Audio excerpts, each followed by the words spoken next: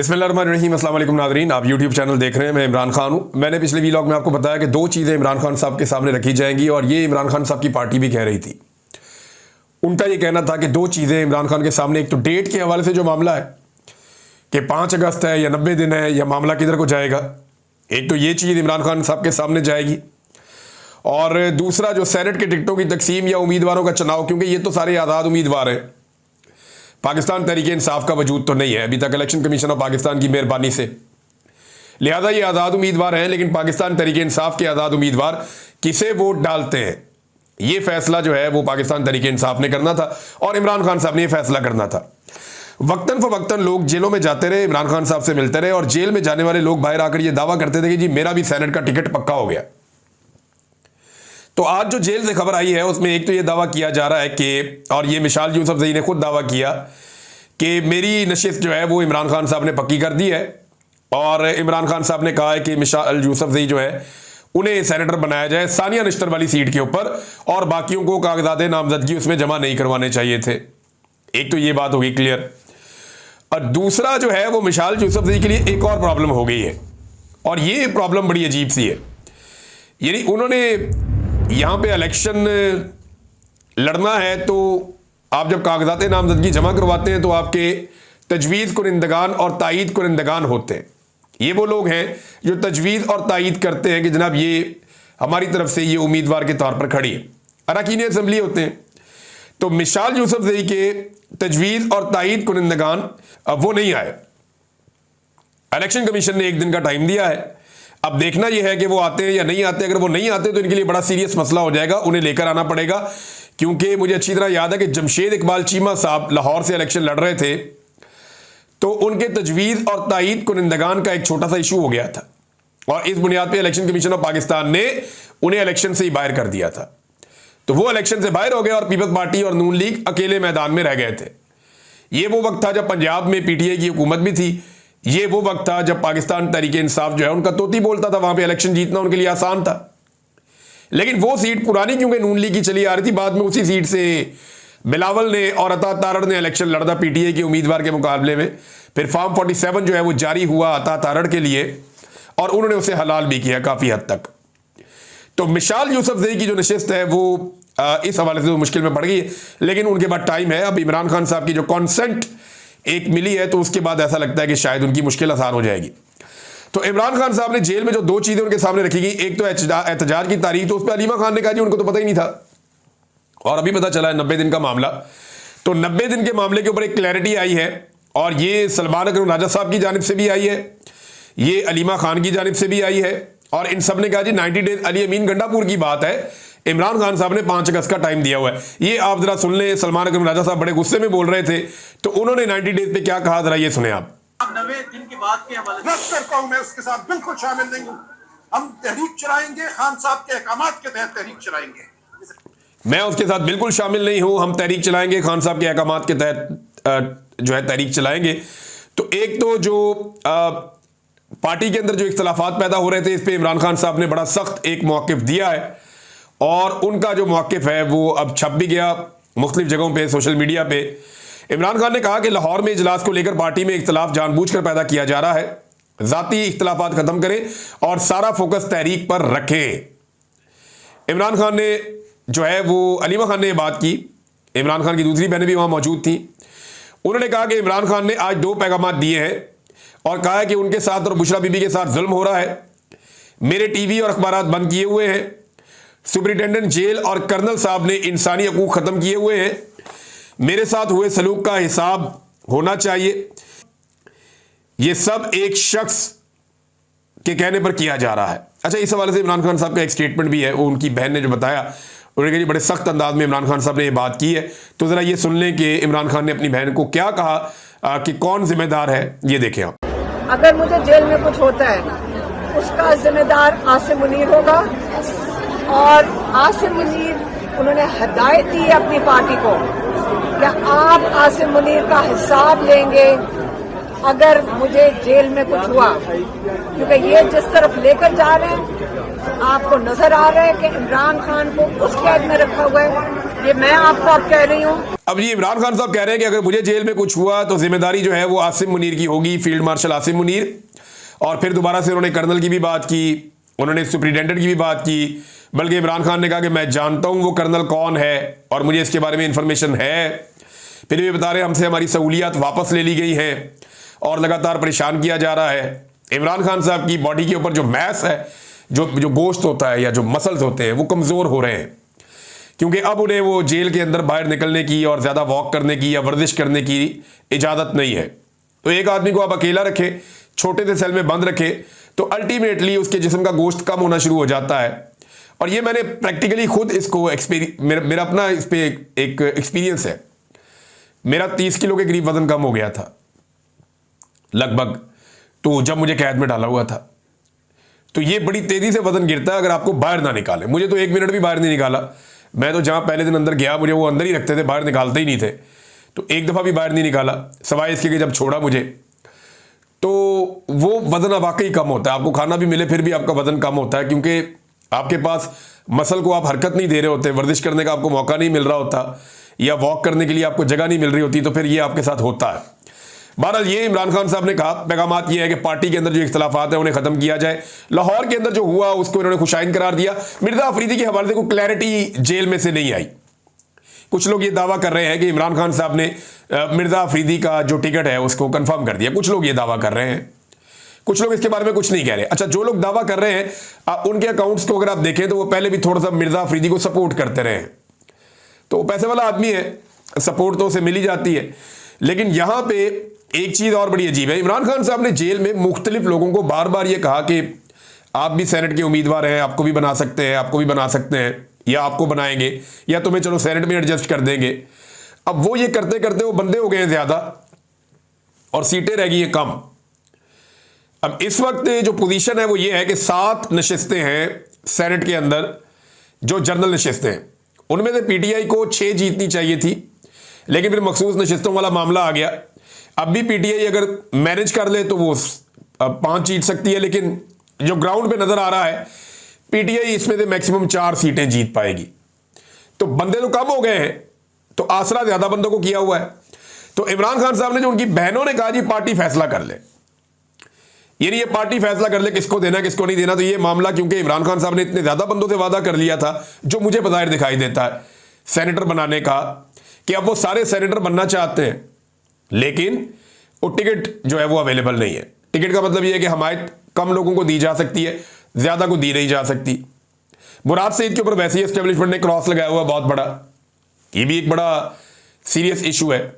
इसको कैसे टैकल किया जाता है ये आने वाले दिनों में देख लेंगे। वैसे मुराद सईद का पूरा हक है आईनी और कानूनी तौर पे कि उन्हें सेनेट का इलेक्शन लड़वाया भी जाए और वो सेनेट का इलेक्शन जीत भी जाए। मिर्जा अफरीदी एक सरमायादार है, ताकतवर आदमी है, चंदे की बुनियाद के ऊपर इसने पूरी दुनिया में इंजॉय किया।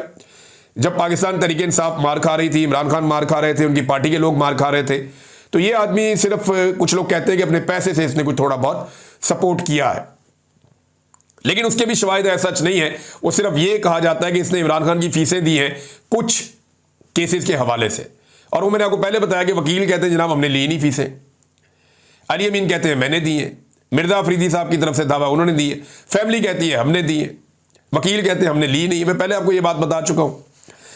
बहरहाल ये टिकट के हवाले से जो है वो इमरान खान साहब ने पार्टी में छोड़ दिया, और यहां सलमान अकरम राजा साहब का एक जो है वो स्टेटमेंट यहां पे भी है, पार्टी के सेक्रेटरी जनरल हैं, तो उन्होंने क्या कहा जब उनसे बात की गई, ये सुने आप। मिर्जा अफरीदी के फार्म हाउस पे जो जाएगा इसमें भी मेरा कोई ताल्लुक नहीं है इससे, ना जाती तो बहुत बेहतर था, मेरा इस बात से कोई ताल्लुक नहीं है, ना जाती तो बेहतर होता। ये बिल्कुल वाज़ेह बात है कि पाकिस्तान तहरीक इंसाफ किसी को पैसे की वजह से टिकट नहीं देगी।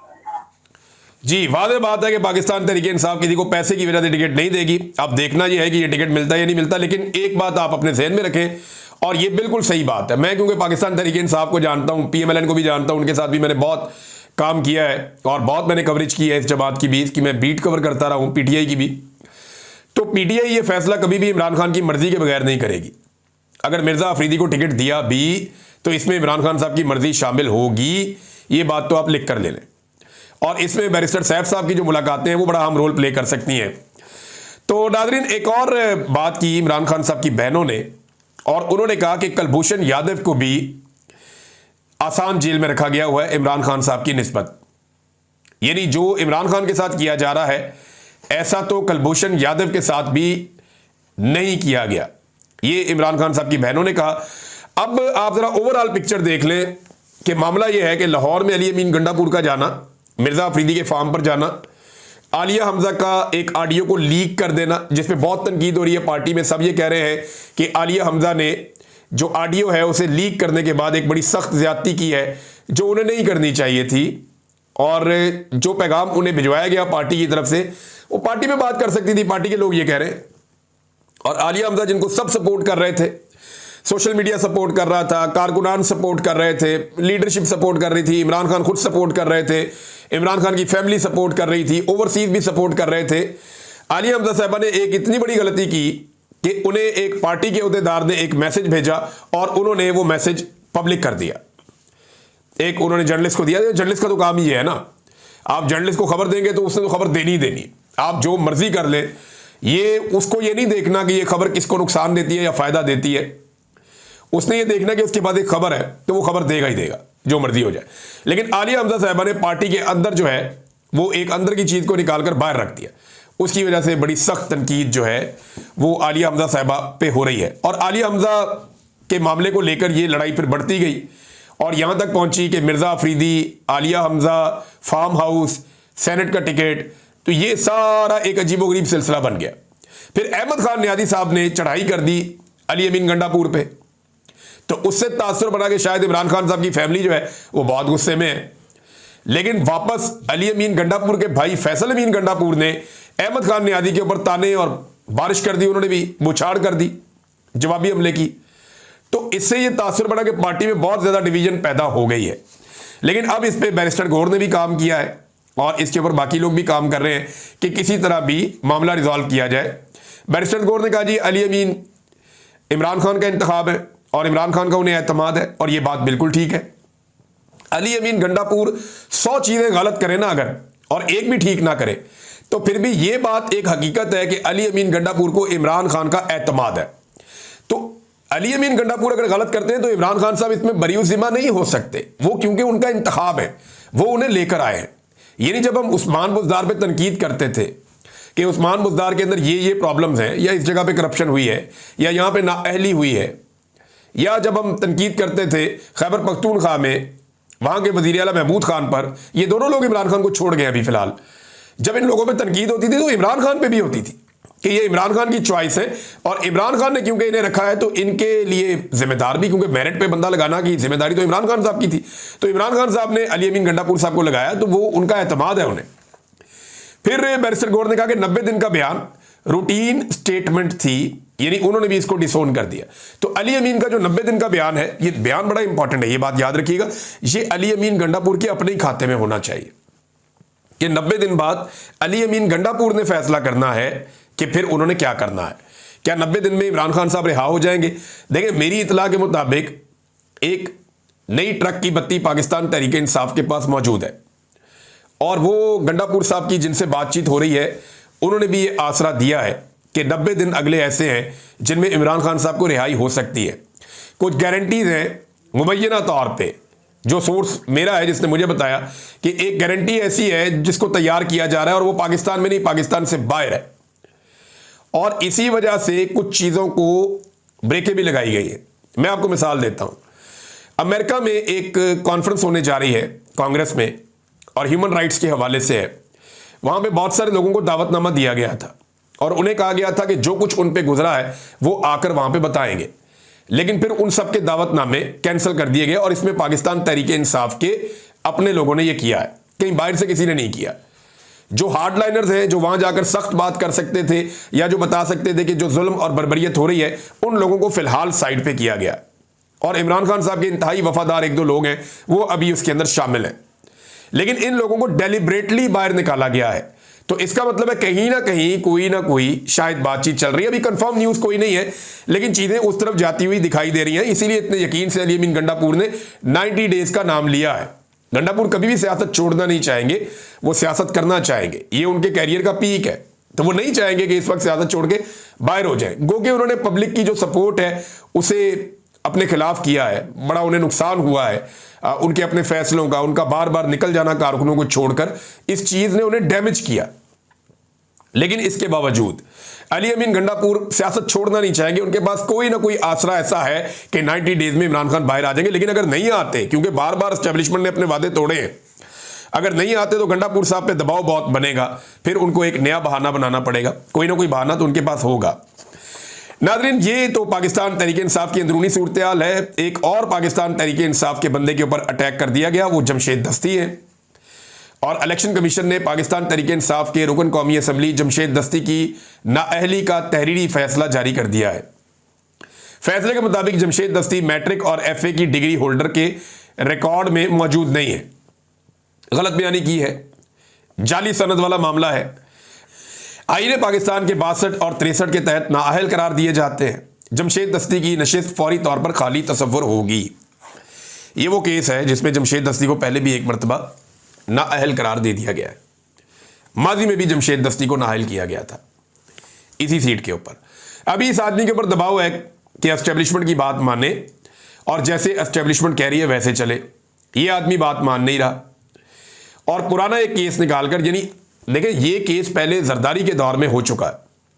जब जरदारी सदर पाकिस्तान थे तो जमशेद दस्ती को इसी बुनियाद पे नाअहल किया गया था। जब वो नाअहल हुए तो अदालत ने उन्हें इजाजत दी, वो दोबारा गए, इलेक्शन लड़े और इलेक्ट होकर दोबारा कौमी असम्बली में आ गए।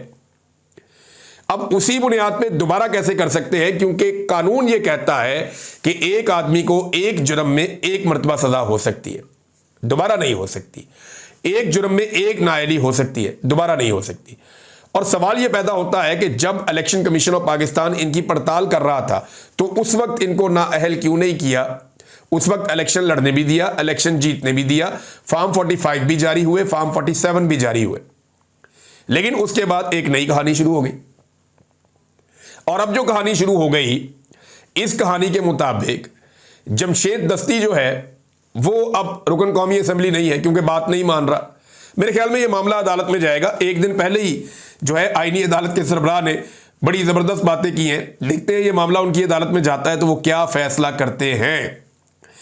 नादरीन, एक और खबर है, सनाउल्लाह मस्ती खेल साहब ने कुछ अहम चीज़ें तलब की हैं। सनाउल्लाह मस्ती खेल साहब ने पब्लिक अकाउंट कमेटी के इजलास में अरकान पार्लियामेंट, जर्नैलों और सुप्रीम कोर्ट के जज साहिबान को हासिल मुराद और तनख्वाहों की तफसीलात का मुतालबा किया है। अरकान पार्लियामेंट और ग्रेड 22 के अफसरान को हासिल तमाम मुराद और तनख्वाहों की तफसीलात दी जाएं। साथ ही जर्नैलों और सुप्रीम कोर्ट के जज साहिबान के पैकेज भी सामने लाए जाएं। ऐसा करने से हमेशा के लिए दूध का दूध और पानी का पानी हो जाएगा। सनाउल्लाह मस्ती खेल, तो ये बड़ा अच्छा मुतालबा है, एन जमहूरी मुतालबा है। अगर हजरत उमर फारूक रज़ियल्लाहु तआला अन्हु से पूछा जा सकता है दूसरी चादर का हिसाब, तो ये जज और जर्नैल तो ये तो उनके पैरों की खाक के बराबर भी नहीं है। तो इन्हें क्या मुसीबत है कि ये ना बताएं? ये बिल्कुल कौमी असम्बली के अंदर ये डाटा आना चाहिए और ये डाटा बताया जाना चाहिए कौमी असम्बली के अंदर, ताकि कौम को पता चले कि किसके ऊपर कितना पैसा कौम खर्च कर रही है। नाज़रीन, वो चचा जिसने तनकीद की थी मरियम नवाज पे और आसिम मुनीर साहब पे, सपा सलार पे, वो चचा मिल गया, वो बाजियाब करवा लिया गया, यानी लापता हो गया था। पुलिस ने उसे गिरफ्तार किया, उसके बाद नहीं मिल रहा था। लेकिन बड़ी पॉजिटिव बॉडी लैंग्वेज के साथ चचा जो है वो बाजियाब हुआ। ऐसा लगता है ये पुलिस का ही काम था। और जिन्होंने उसको लापता किया वो उसकी तारीफें वहाँ पे भी शायद करते ही रहे होंगे। ये चचा आने वाले दिनों में बताएगा, साजिद। अब वो बंदा मिल गया है और उसको देख के ऐसे लग रहा था कि जैसे कोई, उसने कहा जी मैंने किसी का नाम ही नहीं लिया। तो वो टेक्निकली तो ये बात ठीक है कि नाम तो उसने किसी का भी नहीं लिया, लेकिन उसने जो बातें की वो मायूब ज़रूर थी। लेकिन एक आम आदमी है, वो इतने बुरे हालात में है, वो इस तरह की बात कर देता है, तो ये नज़र भी आता है, नज़र भी आ रहा था वो कितना अक्का हुआ था बेचारा। लेकिन वो अच्छी बात ये है कि वो अपनी फैमिली को मिल गया और अब वो अपने घर चला जाएगा। नाज़रीन, अब तक के लिए इतना ही। अपना ख्याल रखिएगा, अपने इस चैनल का भी। अल्लाह हाफ़िज़।